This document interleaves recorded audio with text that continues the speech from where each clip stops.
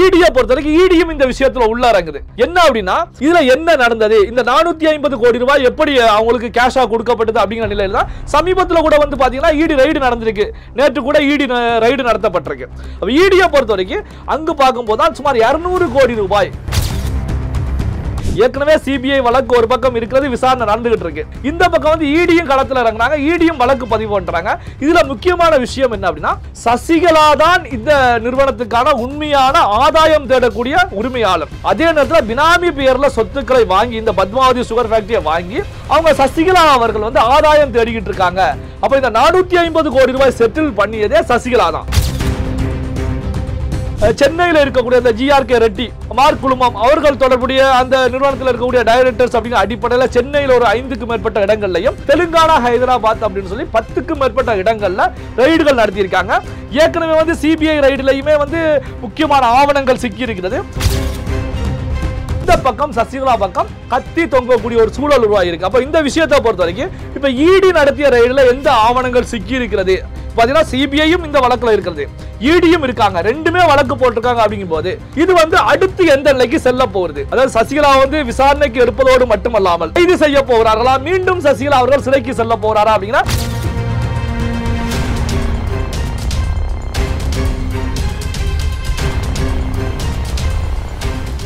Real one நேயர்களுக்கு வணக்கம். இன்று நம்முடன் நேர்காணலுக்காக பத்திரிகையாளர் நெல்லை சிவா இணைந்திருக்காரு. வணக்கம் சார். வணக்கம். எப்படி இருக்கீங்க? நல்லா இருக்கேன். எடப்பாடி பழனிசாமிகள் ஒரு சில கருத்துக்களை முன்வைக்கிறாரு. என்னன்னா ஜெயலலிதா அவர்கள் இறந்ததுக்கு அப்புறமா எங்களையும் கட்சியும் காப்பாற்றினது வந்து டெல்லி தலைமை தான் அப்படின்ற விஷயத்த சொல்றாரு.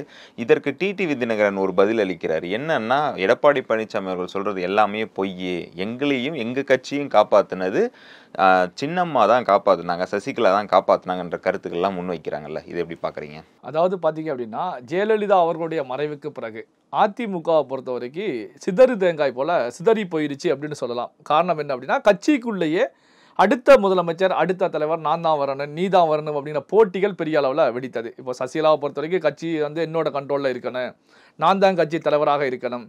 எப்படி ஜெயலலிதா இருந்த காலகட்டத்தில் போயஸ் கார்டனில் ஒரு அதிகார வர்க்கமாக, அதாவது ஜெயலலிதாவை தாண்டிய நிலையில் தமிழ்நாட்டை அதிகாரம் பண்ணிய ஒரு தலைவியாக சசிகலா இருந்தாங்க. அப்போ வந்து பார்த்தீங்க அப்படின்னா கட்சி முழுவதையும் என்னுடைய கட்டுப்பாட்டில் வைக்கணும் அப்படிங்கிற நிலையில் சசிகலா இருந்தாங்க. அப்போ பார்த்தீங்கன்னா எடப்பாடி பழனிசாமி அவர்கள் சசிகலா மூலமாக கொண்டு வரப்பட்டாலும் என்ன காரணம்னா ஜெயலலிதாவுக்கு பிறகு அங்கே வந்து ஒரு மிகப்பெரிய ஒரு தலைவர், எல்லாரையும் கட்டுப்படுத்தக்கூடிய அதிகாரம் சசிகலாட்ட இருந்தது உண்மையான விஷயம்தான். அப்போ வந்து பார்த்தீங்கன்னா எடப்பாடி பழனிசாமி அவர்களை முதலமைச்சர் ஆக்கியதில் சசிகலாவுக்கு பங்கு உண்டு. அதே நேரத்தில் வந்து பார்த்தீங்கன்னா எடப்பாடி பழனிசாமி அவர்களுக்கும் டிடிவி தினகரன் அவர்களுக்கும் இடையில ஒரு மோதல் உருவாகும் போது சசிகலாவை பொறுத்த வரைக்கும் சிறைக்கு சென்றுட்டாங்க. அப்போ மோதல் உருவாகும் போது இப்போ அதிமுகவை பொறுத்த வரைக்கும் எடப்பாடி தலைமையிலான அதிமுகவை பொறுத்த வரைக்கும் பல முனைகள்ல இருந்து கத்தி வந்துகிட்டே இருக்கு.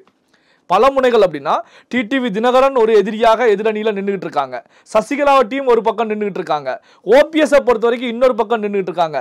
இந்த பக்கம் வந்து அதிமுகவுடைய பொதுவான எதிரிகள் என்ன அப்படின்னா அரசியல் எதிரிகள். ஜெயலலிதா வந்து யாருக்கு எதிராக அரசியல் செய்தாங்க, அதே நேரத்தில் புரட்சி தலைவர் எம்ஜிஆர் அவர்கள் யாருக்கு எதிராக கட்சி ஆரம்பிச்சாங்க. அப்போ அந்த பொது எதிரி திமுக.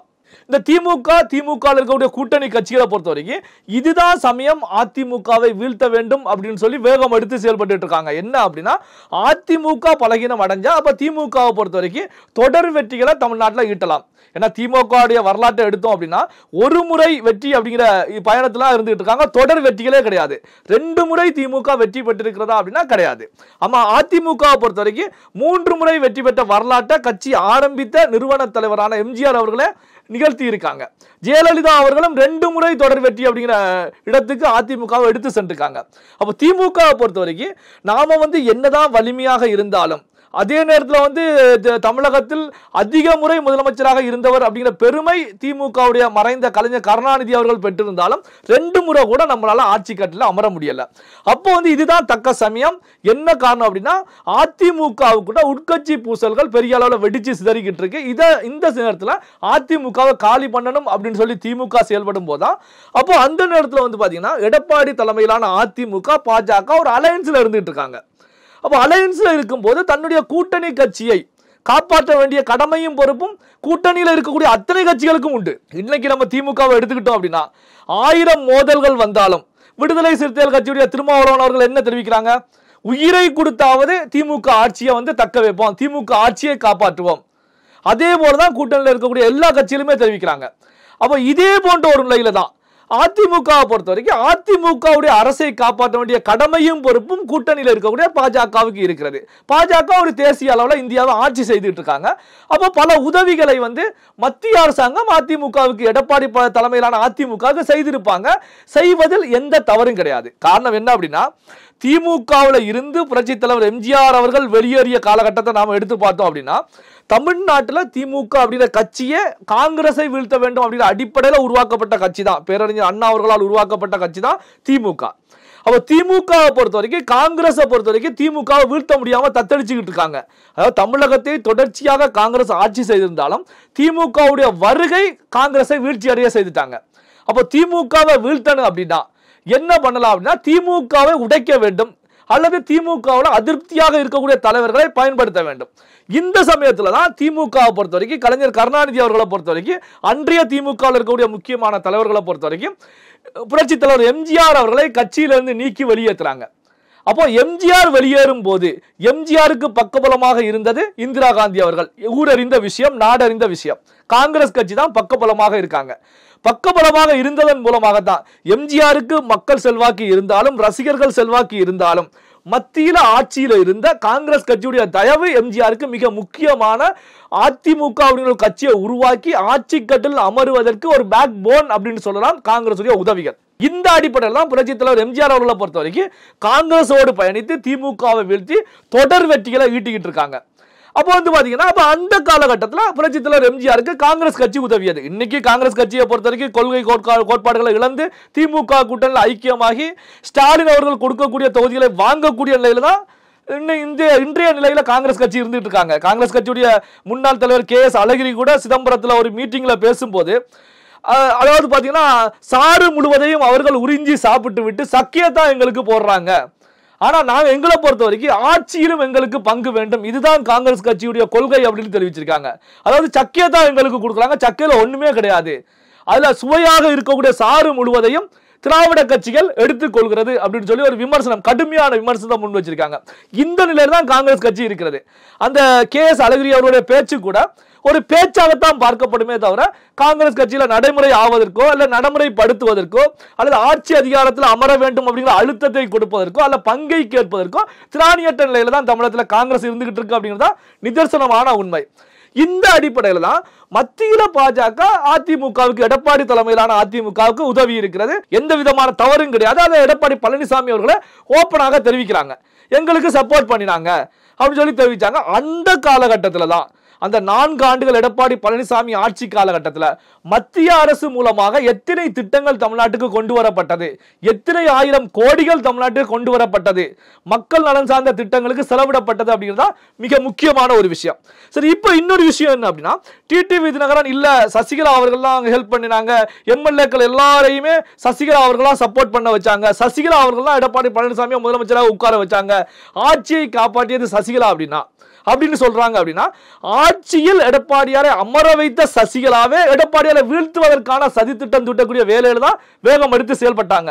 எல்லாருக்குமே தெரிஞ்ச விஷயம். இந்த நிமிடம் கூட சசிகலா அவர்களை பொறுத்த வரைக்கும் இப்ப செங்கோட்டையன் எடப்பாடி பழனிசாமிக்கு எதிராக போர்க்கொடி தூக்கி வெளியே வரும்போது பின்னணியில சசிகலா இருக்கிறாங்க அப்படிங்கிறது பொதுவாகவே எல்லாரும் முன்வைத்த கருத்துக்கள் தான். ஏன்னா உடனே சசிகலா வந்து ஒரு அறிக்கையை வெளியிடுறாங்க, செங்கோட்டையன் வந்து ஒன்றுபட்ட அதிமுகவை உருவாக்க வேண்டும், வெளியேறிய தலைவர்கள் எல்லாம் உள்ள கொண்டு வரப்பட வேண்டும் அப்படி கருத்துக்களை முன்வைக்கும் போது சசிகலாவை வந்து எரிகிற தீயில வந்து எண்ணெயை ஊத்துறாங்க, வந்து அறிக்கையில வெளியிடுறாங்க. செங்கோட்டையன் வெளியிடுவது சரியான விஷயம் தான், செங்கோட்டையன் கருத்தை நான் வரவேற்கிறேன் அப்படிங்கிற அடிப்படையில் வெளியிடுறாங்க. அப்ப சசிகலா அவர்களை பொறுத்த வரைக்கும் எப்படியாவது அதிமுகவை வீழ்த்த வேண்டும் அப்படிங்கிற நிலையில தான் இந்த நிமிடம் வரைக்கும் இருந்துட்டு இருக்காங்க. இப்படி அறிக்கைகள் வெளியிடும் போதுதான் அவங்க பினாமி வீட்டுலாம் வந்து இடி ரைட்ல நடந்துட்டு இருக்கு. இது ஒரு காரணமாக கூட நம்ம இல்ல. சசிகலா அவர்களை பொறுத்த வரைக்கும் பாத்தீங்கன்னா, ஜெயலலிதா மறைவுக்கு பிறகு மிகப்பெரிய ஊழல் அப்படிங்கிற அடிப்படையில கைது செய்யப்பட்டு சிறையில இருந்து வந்தவங்க தான், தண்டனை அனுபவித்து வெளியில வந்தவங்க தான். அவங்கள பொறுத்த வரைக்கும் தேர்தல் களத்தில் போட்டியிட முடியாத நிலையில இப்ப இருந்துகிட்டு இருக்காங்க.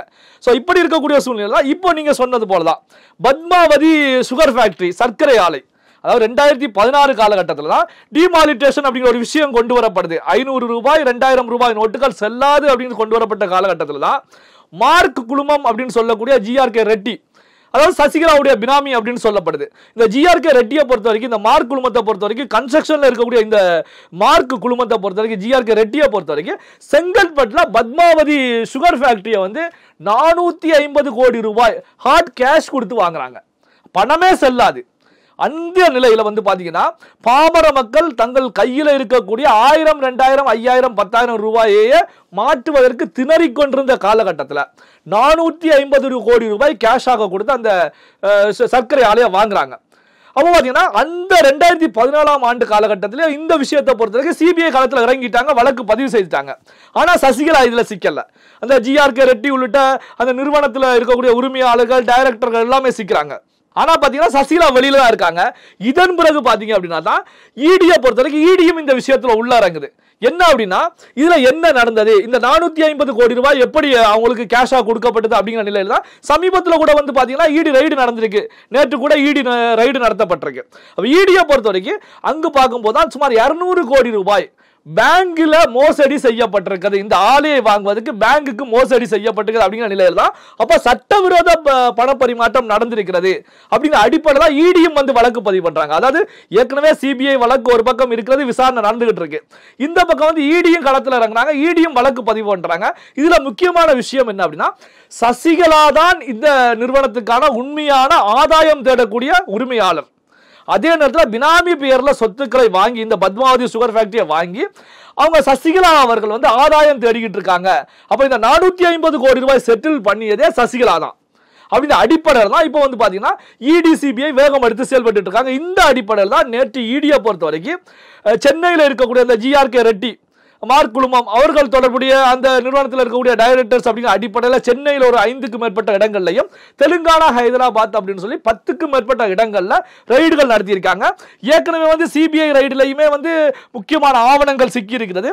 இப்போ பாத்தீங்கன்னா இந்த விஷயத்திலையும் முக்கியமான ஆவணங்கள் சிக்கி இருக்குது. அப்போ பாத்தீங்கன்னா சசிகலா அவர்களை பொறுத்த வரைக்கும் அரசியல்ல வந்து இப்போ இதுதான் தக்க சமயம், செங்கோட்டையன் வெளியே எடப்பாடி பழனிசாமிக்கு எதிராக திரும்பி இருக்காங்க. அப்ப இதை பயன்படுத்திக்கிட்டு நாம களத்தில் களமாடலாம் அப்படிங்கும் போது யார் தவறு செய்தாலும் நம்ம வந்து தமிழ்ல கூட ஒரு பழமொழி இருக்கு, உப்பு சாப்பிட்டவன் தண்ணி குடிச்சுதான் ஆகணும், தப்பு செய்தவன் தண்டனை அனுபவிச்சுதான் ஆகணும்.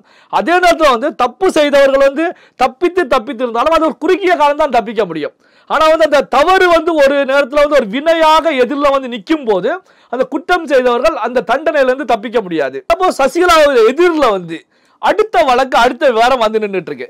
இப்போ சசிகலா அவர்கள் வந்து பாத்தீங்கன்னா அரசியல்ல எடப்பாடி பழனிசாமியை பழிவாங்க வேண்டும், பழனிசாமியை வீட்டுக்கு அனுப்பணும் அப்படின்னு சொல்லி செயல்பாட்டில் வேகம் எடுக்கும் போது இந்த பக்கம் சசிகலா பக்கம் கத்தி தொங்கக்கூடிய ஒரு சூழல் உருவாகிருக்கு. அப்ப இந்த விஷயத்தை பொறுத்த வரைக்கும் இப்ப இடி நடத்திய ரைடுல எந்த ஆவணங்கள் சிக்கி இருக்கிறது பாத்தீங்கன்னா சிபிஐயும் இந்த வழக்குல இருக்கிறது, இடியும் இருக்காங்க, ரெண்டுமே வழக்கு போட்டிருக்காங்க. அப்படிங்கும் போது இது வந்து அடுத்து எந்த நிலைக்கு செல்ல போகுது, அதாவது சசிகலா வந்து விசாரணைக்கு எடுப்பதோடு மட்டுமல்லாமல் கைது செய்ய போகிறார்களா, மீண்டும் சசிகலா அவர்கள் சிறைக்கு செல்ல போறாரா அப்படின்னா மிக முக்கியமான கேள்வி இருந்துட்டு இருக்கு. என்ன காரணம் அப்படின்னா இது சாதாரண தொகை கிடையாது, 450 கோடி ரூபாய் சம்பந்தப்பட்ட ஒரு விஷயம்.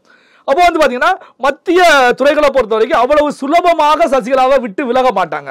தேர்தல் வேற நெருங்கிக்கிட்டு இருக்கு. இந்த நேரத்துல சசிகலாவுக்கு கழுத்தை நெரிக்கக்கூடிய ஒரு ஆயுதமாக, கழுத்தை நெரிக்கக்கூடிய ஒரு விவகாரமாக இந்த வழக்கு வந்துகிட்டு இருக்கு. என்ன பொறுத்த வரைக்கும் இன்னும் ஒரு சில மாதங்களுக்குள்ளார சசிகலா மீது விசாரணை, அடுத்த நடவடிக்கைகள், ஏன் கைதுக்கு கூட செல்வதற்கான ஒரு சூழல் உருவாகும் அப்படின்னு கூட இந்த விஷயத்தை நாம பார்க்க முடியும். தொடர்ந்து பேசுவோம் சார். எங்களோடு இணைந்து பல்வேறு தகவலை பகிர்ந்ததற்கு மிக்க நன்றி. நன்றி.